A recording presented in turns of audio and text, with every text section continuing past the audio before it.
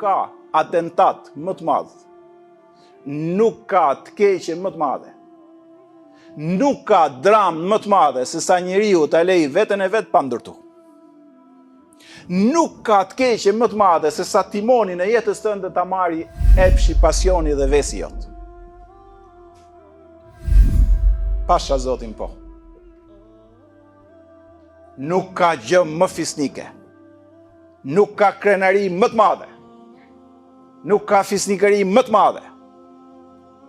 Nuk ka vlerë më të madhe se sa timonin e jetës tënde ta ketë mendja jote dhe mësimet e të madhit Zot. O Zot, ngrehesh shpirti, sepse çdo ditë që jeton, çdo javë që jeton, çdo muaj që jeton, çdo vit që jeton, je me të madhin Zot dhe vetëm progres bën.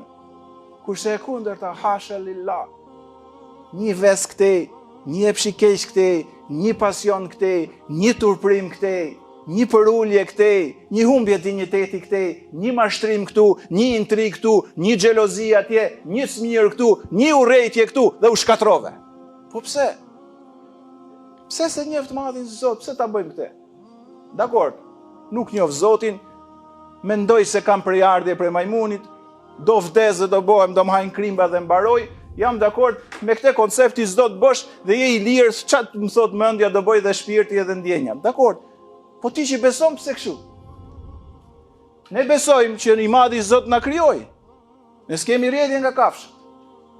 Evolucionin ne nuk e pranojmë. Në të njëjtën kohë, ne këtu nuk bëjmë si filozof, po themi faleminderit Zot që na solli manualin hyjnor dhe na ndërtove si njerëz me parime të shkëlqyeshme dhe të rrezatueshme.